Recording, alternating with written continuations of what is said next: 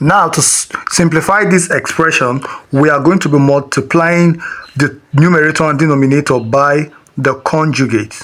The conjugate of the denominator is the square root of x plus 1. Instead of minus, we have a plus here, all right? Then we have the square root of x minus 1. So what we are simply doing is to multiply the top and the bottom. So what we have originally was 1 over the square root of x plus 1 minus the square root of x minus 1.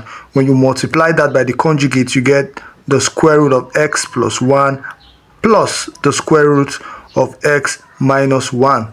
At the bottom also, same thing, we get the square root of x plus 1 plus the square root of x minus 1. All right, so at the top alone, just multiplying 1 times that, it remains the same, and we get the square root of x plus 1 plus the square root of x minus 1. All right, now let's break down the bottom. The bottom here is almost the same, right? But just the sign difference. So we have x plus 1. Okay, there's supposed to be a minus here.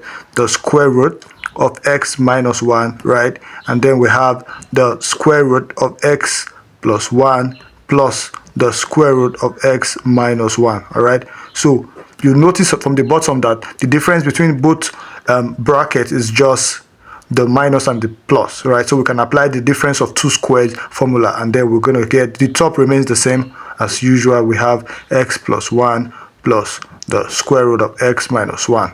So let's break this down. So the first term here becomes x plus 1, everything squared, right?